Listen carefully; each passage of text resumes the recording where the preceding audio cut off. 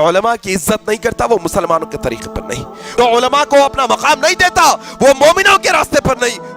ہم مسجد کے صدر، ہم مسجد کے سیکریٹری، ہم مسجد کے ذمہ دار، ہم مسجد کے معتمد ہیں۔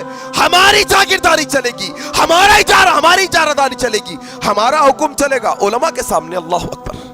علماء کی عزت کرنا، ان کا حق ادا کرنا، ان کا مقام رتبہ کیا ہے پہچاننا۔ عبادہ بن صامت رضی اللہ تعالیٰ عنہ روایت کرتے ہیں، مسند احمد کی روایت ہے، اللہ کے نبی صلی اللہ علیہ وسلم نے فرمایا لیس من امتی، اللہ اکبر۔ دوسری حدیثوں میں لیسا منا لیسا منی کا لفظ آیا تھا نا، یہ مسند احمد کی عبادہ بن صامت سے روایت کرتا روایت میں اللہ کے نبی نے کہا لیسا من امتی، وہ میری امت میں سے نہیں، وہ میری امت میں سے نہیں جو چھوٹوں پر رحم نہ کرے، جو بڑوں کی عزت نہ کرے، اور جو وقت کے علماء کو نہ پہچانے۔ اللہ اکبر۔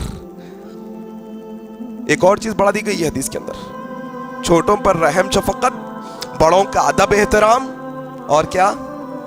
علماء کو جاننا، علماء کی عزت کرنا، ان کا حق ادا کرنا، ان کا مقام رتبہ کیا ہے پہچاننا، ہاں ان کے بارے میں علم حاصل کرنا، ان کے بارے میں ان کا جو رتبہ ہے انہیں عطا کرنا، یہ پہچان ہے مسلمانوں کی۔ ہمارا معاشرہ کیا بولتا معلوم؟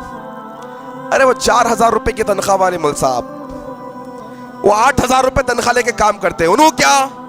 ان کی اوقات کیا؟ ان کی بساط کیا؟ انہوں ہم جیسا بولے ویسا سننا۔ ہم مسجد کے صدر، ہم مسجد کے سیکریٹری، ہم مسجد کے ذمہ دار، ہم مسجد کے معتمد ہیں۔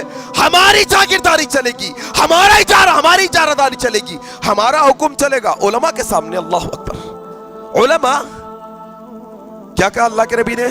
علماء وارث ہے کس کے؟ انبیاء کے۔ یہ معمولی ہستیاں نہیں ہیں علماء، دین ان کے ذریعے سے ہم تک پہنچا ہے۔